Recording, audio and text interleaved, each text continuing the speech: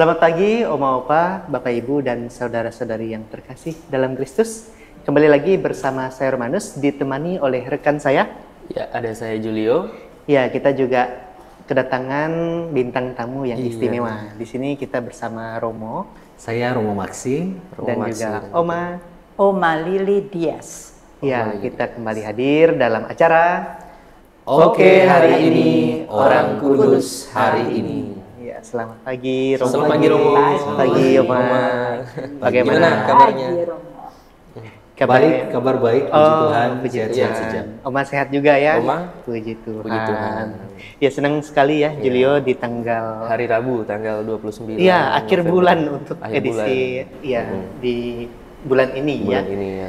Nah, kita ada pembahasan tentang siapa nih? Ya, jadi kita akan bahas kisah inspiratif nih dari Santo Franciscus Antonius ya, yaitu pesan kehidupan dan juga kebijaksanaan spiritual. Wah, Ya. menarik nih pastinya ya. Pastinya menarik ya. Iya, kita mau langsung dengar gimana sih Iya. cerita dari seorang santo ini. Oke, silakan dari Romo. Baik, terima kasih. Selamat pagi Opa dan Oma, Bapak dan Ibu, saudara-saudari, para pemirsa yang menyaksikan acara ini. Sebagaimana tadi sudah disampaikan, hari ini 29 November, gereja merayakan peringatan Santo Franciscus Antonius Fasani. Hidup di akhir abad ke-17 sampai dengan pertengahan abad 18. Tepatnya dia lahir dan hidup dari tahun 681 sampai dengan 1742. Dia berasal dari wilayah Italia bagian selatan di daerah namanya Lucera. Kisah hidup dari Santo Franciscus Antonio ini adalah kisah hidup yang menunjukkan bagaimana jalan panggilan itu berkembang dalam diri orang yang mendengarkan bisikan panggilan Tuhan. Dilukiskan kisah hidupnya ketika dia masih muda. Dia di usia 18 tahun dia sudah mulai memiliki panggilan. Memiliki panggilan untuk meyakinkan dirinya membaktikan diri dalam karya pelayanan sebagai seorang biarawan.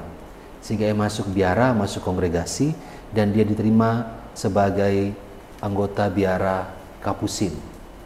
Lalu dalam tugas dan karya selanjutnya, dia menunjukkan bagaimana ia memiliki semangat pelayanan terhadap orang-orang yang miskin, semangat pelayanan kepada orang-orang yang membutuhkan bantuan, dan dia melakukan semuanya itu. Lalu tiba juga ada saat di mana dia terpilih untuk menjadi pemimpin dalam biara atau dalam kongregasi Kapusin. Dan ketika ia terpilih sebagai pemimpin, semangat pelayanannya, semangat kerendahan hatinya, semangatnya untuk membaktikan diri dalam karya panggilan itu benar-benar ditunjukkan sehingga ia mampu menjalankan tugas sebagai seorang pemimpin kongregasi, pemimpin biaranya dengan baik, dengan menjalankan kepemimpinan secara adil dan juga mampu untuk memberikan perhatian kepada baik orang-orang yang menjadi anggota kongregasi maupun juga dalam karya pelayanannya kepada orang-orang yang membutuhkan. Sehingga boleh dibilang kisah hidup dari Santo Franciscus Antonius ini adalah kisah hidup yang menunjukkan bagaimana panggilan itu yang berkarya dalam diri orang mampu mengantar seseorang untuk menunjukkan buah-buah kebaikan, kebajikan, entah itu dalam kongregasi di mana dia berada ataupun juga meluas kepada masyarakat dalam khususnya umat dalam menerima karya pelayanan Allah yang diberikan. Sehingga ini boleh dibilang garis besar kehidupan dari Santo Franciscus Antonius Fasani yang berasal dari wilayah Italia bagian selatan. Baik, menarik ya. Luar biasa. Jadi kisah dari Santo Franciscus Antonius ya, Romo ya. Berarti memang mengabdikan diri ya sebagai seorang pemimpin juga ya, pemimpin biara ya. Betul. Dari Pemimpin dan Kapusin. pelayan yang baik ya. Ya, dan memiliki pelayanan yang baik juga. Ya, bagaimana dengan Oma Lili Dias tanggapannya saya tentang amat sangat Santo, ya. terkesan. Soalnya aduh bagus sekali hidupnya dia nih, Ya. saleh sekali. Terus tekun dalam doa, badinya dia terus menerus doa nih Betul. ngomong. Terus hidupnya sederhana. Nah, terus melayani orang-orang miskin dan orang-orang yang membutuhkan dia. Ada nih yang mau saya tanyakan Iya, ini silakan, kepada Oma. Romo. Oke, silakan Oma. Doa adalah jembatan yang menghubungkan kita dengan Allah. Jangan ragu untuk berbicara dengannya di dalam doa. Kalau dulu-dulu sih, kalau kita ke gereja terima hosti, itu habisnya dia kita berdoa, berterima kasih kepada Tuhan, sudah selesai, kita terus ikut acara selanjutnya ya, nyanyi ya, terus doa-doa lain lagi itu. Tapi dikatakan, saya pernah dengar katanya kalau kita habis sambut, jangan apa itu terus kita doa saja, tapi kita mesti diam, mendengarkan suara Tuhan. Lah itu yang saya rasa berat sekali, oleh karena saya diam, saya dengarkan, tapi saya tidak dengar apa-apa. Jadinya ngantuk malah. Ternyata nggak ada suaranya ya. Akhirnya ya sudah ikut doa lagi ya, doa yang lain atau nyanyi-nyanyi gitu. Nah sekarang saya mau tanya sama Romo nih, bagaimana itu untuk bisa mendengar suara Tuhan. Kalau mendengar suara Tuhan lewat orang-orang, tahu saya dibantu, yaitu Tuhan yang bantu, tapi lewat orang, kan begitu. Tapi ini kalau dengerin sendiri, kepingin saya juga. Dengar lewat doanya gimana? Ya itu. Baik, Oma punya pertanyaan ini sangat menarik, Oma ya. Oma bertanya tentang bagaimana dalam kehidupan doa, kita diajar dalam kehidupan iman kita untuk senantiasa berdoa kepada Tuhan, tapi juga perlu sisihkan waktu doa untuk hening mendengarkan suara Tuhan yang berbicara dalam diri. Dan ini Oma mungkin tidak sendirian, ada banyak orang juga yang mungkin mengalami kesulitan. Kok mau dengar suara Tuhan, kok nggak ngomong-ngomong gitu ya. Kita Oma nggak sendirian, kita juga sama di Mas. Baik, Oma dan juga para pemirsa Opa dan Oma di rumah, ini pertanyaan yang menarik tentang bagaimana memang kita diminta dalam doa untuk sewaktu-waktu hening, diam untuk bisa mendengarkan. Dan kalau kita punya pikiran bahwa saya sudah hening, saya diam, tapi kok saya nggak dengar apa gitu. Paling tidak ketika kita doa, kita bisa membawa harapan dan permohonan kita ya. Tetapi di sisi lain, kita juga kadang-kadang berdoa dengan doa-doa dari kitab suci. Ataupun kita membaca kitab suci. Ataupun dalam misa kita mendengar firman Tuhan yang dibacakan dalam kitab suci ya. Setelah itu ada Romo yang memberikan homili, yang memberi khotbah. Jadi ketika firman Tuhan itu dibaca, diperdengarkan, seringkali dalam firman Tuhan disampaikan, Tuhan bersabda, bla bla bla bla, begitu kan? Nah, itu sebenarnya sabda Tuhan yang membawa kita untuk meresapkannya.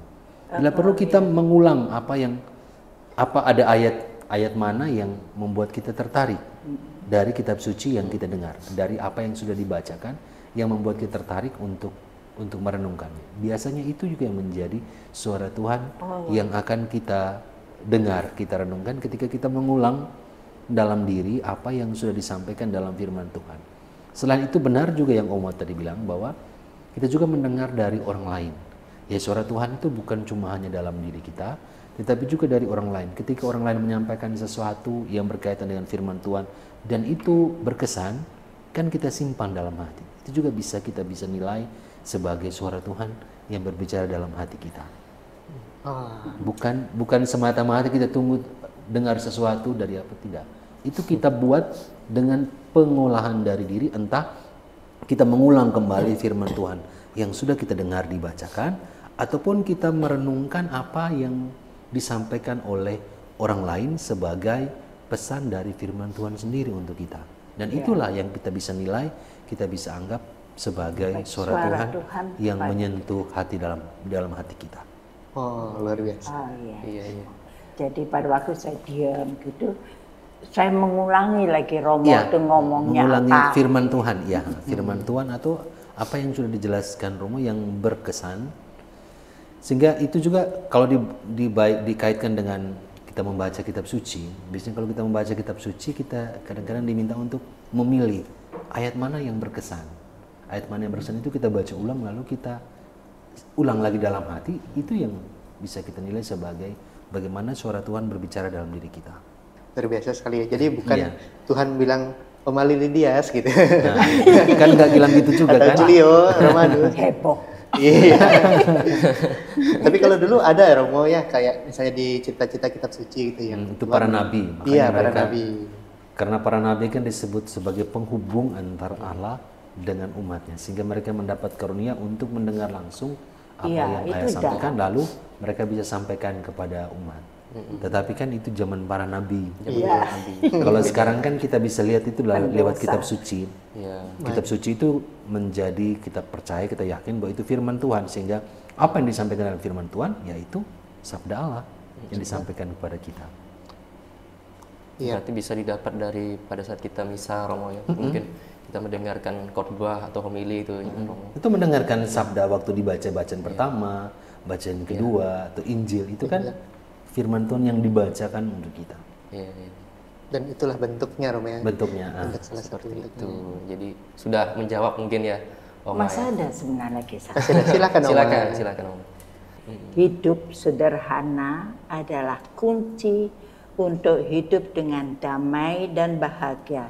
Kita harus belajar merasa cukup dengan yang kita miliki. Itu berat bukan Romo? Iya, betul Mama. Jalan-jalan pergi lihat di etalase itu makanannya ada ikan banyak gitu yang bagus dan kepingin sekali. Ya masuklah menikmati.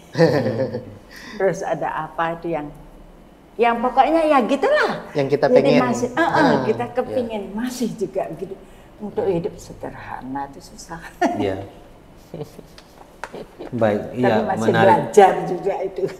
Menarik ya Oma punya pernyataan tadi sebagaimana yang jadi kutipan dari apa yang menjadi nilai dari Santo yang kita peringati hari ini, Santo Franciscus Antonius Fasani, untuk menunjukkan dan juga menjadi bahan refleksi untuk kita sekalian yang bahwa dalam kehidupan kita ada dua hal, satu sebagai kebutuhan, satu sebagai keinginan. Keinginan, ya. Kadang-kadang keinginan ini yang lebih kuat dibandingkan kebutuhan. Padahal secara kebutuhan ya sudah pas, tapi kadang-kadang sudah ada. keinginan yang lebih ini yang membuat kita akhirnya pingin semuanya seperti Oma sampaikan tadi, Iya, sehingga menjadi permenungan untuk kita untuk belajar merasa cukup dengan apa yang ada. Sebagaimana yang tadi Oma sudah kutip Tapi tadi. itu kan sudah ya, biasa kan Rema? Kan sudah biasa kan itu. Cuma Iya. harus belajar. Iya, betul. Ya nggak cuma Oma kok.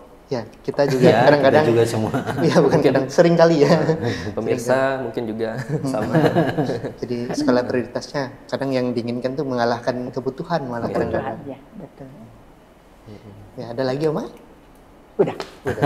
Puji Tuhan ya sudah menjawab semua ya Oma ya. Iya. Oke. Ya, Romo mungkin ini sebagai closing statement ya, yang bisa dipetik nih Romo dari kisah Santo yang kita dengarkan pada hari ini. Baik, terima kasih. Jadi kita sudah mendengar kisah tentang Santo Franciscus Antonius Fasani, juga apa yang tadi disampaikan dengan Oma. Kita bisa melihat bahwa pengalaman orang kudus ini mengajarkan tentang bagaimana dia punya kepedulian, keperhatian terhadap orang-orang yang miskin, orang-orang yang membutuhkan, dan juga ini ditopang dari semangat pelayanan yang kuat dan hidup doanya, bahwa dia menggantungkan semuanya itu dalam perlindungan dan kekuatan Tuhan, sehingga dia mampu melakukan itu. Selain itu juga dia memiliki semangat kepemimpinan ketika ia terpilih sebagai pemimpin biara atau kongregasinya. Dia mampu menunjukkan kepemimpinan yang adil dan juga semangat pelayanan yang tinggi. Sehingga ini beberapa hal kecil yang kita bisa petik dari apa yang ditunjukkan oleh orang kudus yang kita peringati pada hari ini. Wah, luar biasa. Hal-hal sederhana yang kita bisa lakukan juga sebenarnya. Betul, betul. Ya baik, sekali lagi terima kasih. Terima kasih. Terima kasih Romo. juga. Romo. Terima Juga kasih Oma. Oma. Mungkin sebagai penutup kita berdoa dulu ya. Iya. Kita persilahkan kepada Romo untuk memimpin kita dan doa. Mari kita berdoa. Dalam nama Bapa dan Putra dan Roh Kudus. Amin. Allah Bapa yang Maha Rahim, kami bersyukur, kami berterima kasih untuk segala kerahiman-Mu yang Kau limpahkan kepada kami. Secara khusus pada hari ini kami boleh merenungkan bersama kisah hidup dari Santo Franciscus Antonius Vasani, orang kudus-Mu yang hidup di abad ke-17-18 yang lalu.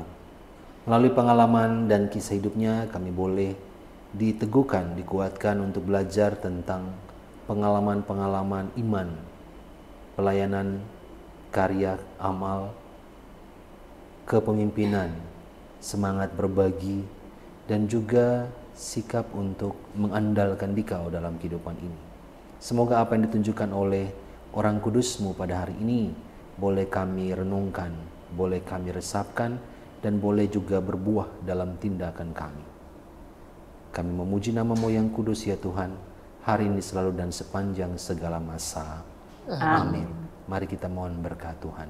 Tuhan bersamamu dan bersama rohmu. Semoga Allah yang Maha Kuasa memberkati kita sekalian dan juga memberkati para pemirsa sekalian. Dalam nama Bapa dan Putra dan Roh Kudus. Amin. Santo Franciscus Antonius Vasani, doakanlah kami. Amin. Terima kasih. Terima kasih. Terima kasih Terima kasih. juga Oma dan sama-sama. juga Oma. Yang sangat luar biasa Ya, hari luar ini biasa. kita dengarkan ya. Dan juga semoga kisah yang sudah kita dengarkan tentang Santo Franciscus Antonius hari ini bisa menginspirasi kita semua ya untuk bisa hidup lebih sederhana dan juga bisa melihat siapa sih yang lebih membutuhkan kita. Ya. Ya.